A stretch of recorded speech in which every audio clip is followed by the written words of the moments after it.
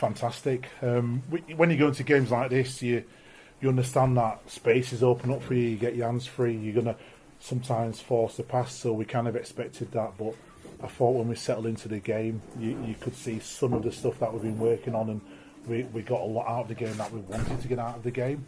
We're trying to win a tournament, and it's about building. So yeah, over the moon, especially with these guys as well. What pleased you most, though, specifically? I love the way we defend. We've got energy in our defence, and it's something we've talked about that we needed to have. There's a willingness to get off the line and whack. There's a willingness to wrestle in contact, and that's what we need to do. And when you learn to defend, when you're willing to defend and you enjoy it, it'll give you the licence to play, and that's what ultimately we want to do. What about areas for improvement, possibly?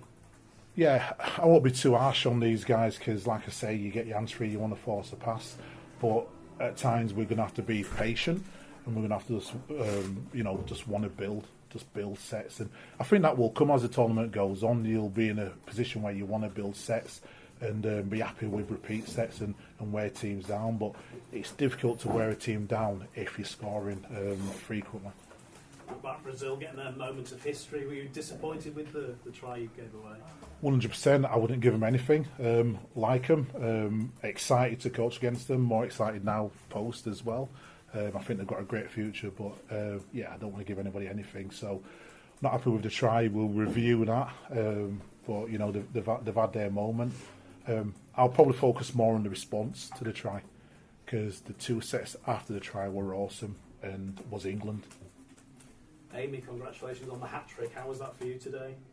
Brilliant. You know what? It's one of them. You never expect going into a game to score anyway, and to get three is great for me. But it came from a team effort, and Courtney found me on an edge, and Fran as well. So it was good.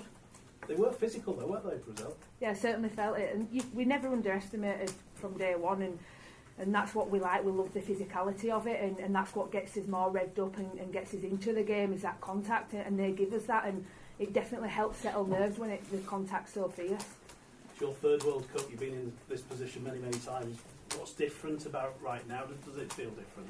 Yeah, because I think I'm getting older, so you kind of look at you look at it as that you probably don't have as many more opportunities in the future, so you just grasp it and you just take every game as it comes, and getting each England cap, I'm going to cherish it, and I'm going to do everything that I possibly can to continue to do that.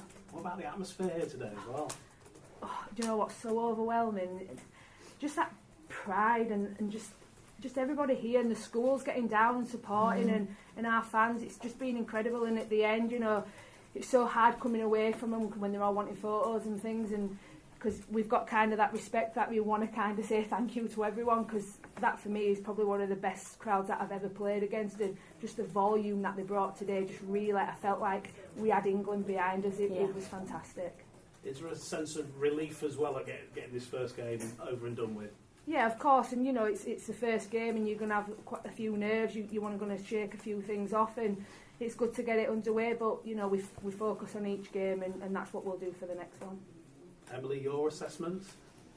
Yeah, I think similar to what Craig said, really pleased with some parts of the game and the performance, and obviously the scoreline's pleasing. I think we've definitely got stuff we can work on and do better next time round, and I think all the girls are definitely aware of that. We can just be a little bit sharper at points in the game, I think. But yeah, overall, really proud of the girls and pleased with the win. Well done. Cheers. Just on the decision to play Fran, start with Fran at fullback, is that just... Yeah, it was just how we wanted to play in this game. Tara Stanley's an absolute fantastic athlete, a fantastic fullback.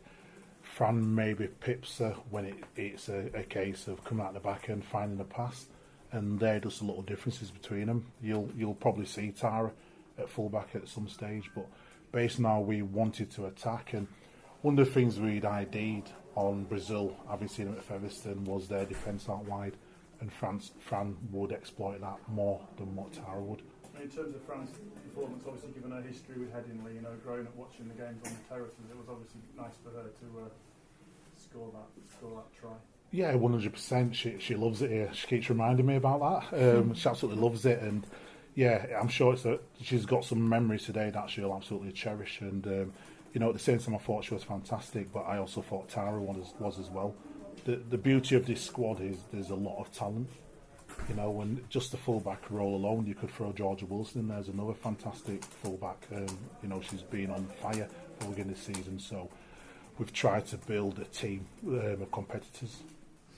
Emily, what was it like leading your country out in? We don't know the crowd yet. We think it's going to be the biggest ever women's rugby league game in the UK by distance. What was that moment like leading the country out? Such a proud moment, I think, for everyone, not just myself. I think the atmosphere was outstanding, and just loved hearing so many people get behind us. You know, the band and all the kids chanting for us. It was just incredible, and I think it really lifted us in the game, and just made it such a special moment to play on sort of home soil with a home crowd. So yeah, it was amazing. So many school kids here today, probably thousands. I mean, if just one of them goes into school tomorrow and says, I want to be the next Emily Rudge or Amy Hardcastle, that's what it's all about, really, isn't it? Definitely, yeah. We definitely want to inspire the next generation. We want some of these girls who are in the crowd, you know, they are the future stars, and we hope that they look at us and see what we can achieve and want to replicate that, you know, want to have an England shirt. I'm really fortunate that my school was there in the crowd as well today, so that was really nice to hear them cheering and sort of getting behind me. So that, yeah, really, really good from the crowd. Did you manage to spot them? There was a lot of schools here. Yeah, no, they're really loud, so yeah, I definitely spotted them. And that was just really nice to have them at the end, and got a little photo and that, so yeah, it was good. I guess for both of you, Emily and Amy, it's been announced today Kate Middleton's going to be there on Saturday as well. I guess you might get the chance to meet her as well. That's just another incredible, cool moment, isn't it? Yeah, that is just so incredible. I think that'll be special for everyone to have her there, and obviously representing Rugby League, but also England. So yeah, that's going to be amazing, and what a special moment to just add to this World Cup. What about yourself, Amy, in terms of Kate Middleton being there? It's been massive today, but weekend double header with the men, it's going to be a different level, isn't it? Yeah, I'm thinking, is it going to be a sellout? It's going to be phenomenal, isn't it? And to have a royalist there, it's just fantastic, and it kind of shows where rugby league's going, and people getting behind us and supporting us as well. And I'm really looking forward to that, you know, that opportunity if I do get it. Will that be one of the biggest days of both of your careers if you obviously play on Saturday? Yeah, definitely. I think, you know, every game that we play is probably the biggest point in our career, and as this World Cup builds, you know, we're really conscious that we want to be playing in these games. Like Amy said, you know, no shirt is guaranteed, so every time you do get that opportunity, you want to represent your country so well. And yeah, it's huge for us as players. This is the biggest tournament we've ever been a part of, so yeah, we want to make the most of it. It's quite a short turnaround now till Saturday. Is that a positive after a performance like that you can really build on the momentum you built? Is that from? Yeah, I think. Go on. No, go on. I think, you know, we've got a lot of good backroom staff, and we've got, you know, really good stuff to recover. So we're not worried about that. I think, like you say, it's nice actually to build on the back of that game and sort of the short turnaround. You know, we can quickly improve on things, and you know, we go again against Canada. So looking forward to that, and looking forward to getting back out there with the girls. Will you watch the next game? Are you able to do that, or is it back to the hotel? The girls will watch the first half, then they're back to, for recovery. So Leeds Carnegie have been absolutely fantastic. We're using some of their facilities. So for the girls, it's about recovery, particularly with the short turnaround. We're trying to win a tournament, so we've got to be on top of it. For the coaches, we will watch the game and have a look at Canada and hopefully see some things that we can exploit in the next game. It's obviously a bigger picture at play with growing the women's game and growing the brand, but how are you trying to keep everyone focused on that message that it is about winning the tournament? Yeah, you don't ignore it. That's the first thing you don't do, because, you know, we're trying to create a legacy, and you know, these are perfect for doing that, because they want to grow the game.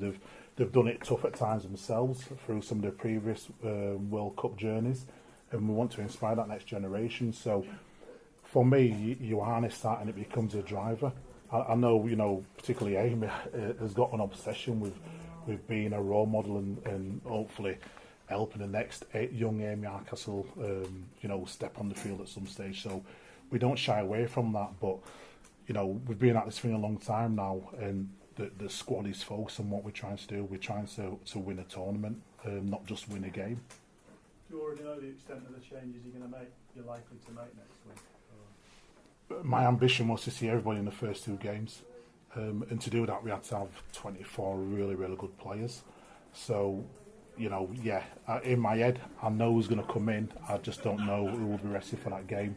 And then after that, we'll just see what happens. We'll pick based on what we're playing against. But I think one of the things the girls understand is you won't play every minute of every game. And you probably saw that a little bit at the back end with some rotations to get some people off the field. And it's probably the first time I've ever substituted Emily and not had an argument. So we must be getting there. Not yet, anyway. How much do you expect it to step up, Craig, with the next 2, PNG and Canada? With no disrespect to Brazil, obviously, it's a step up, isn't it? I've seen Canada play. If I'm honest, I think the Brazil-Canada game will be tight and we're really tough. So, you know, I'll know more after this game. It'll definitely step up against PNG, and for us, it's about looking forward after that. And we need to improve week on week. We're not going to rack up big scores like this every week. That's unrealistic. You know, if the points are there, we'll take them. But we'll build and we'll improve. It just may not always look like it in terms of the scoreboard and the amount of line breaks. But probably what you'll find then is we won't make some of the daft mistakes because there's space, because we think there's an opportunity that perhaps isn't there. How good's Courtney? Yeah, she's very good. It's a team of very good players. What Courtney does is she brings a winning mentality. And what she's also done is she's added that extra pressure to the other pivots. We've got 4 really good pivots. At one stage we had 1, maybe 2 who were cruising and quite relaxed.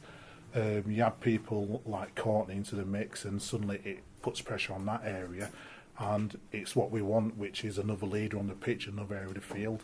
You know, you've got Emily on one edge, you've got Amy outside, you've got Courtney in the middle driving things, you've got Vicky Molly on the other edge. So before you know it, we may not have a lot of caps in terms of World Cup, but what we've got is a lot of ruthless leaders that will drive the team, and you know, on any other given game, somebody else will step up and hopefully get you what you want out of the game.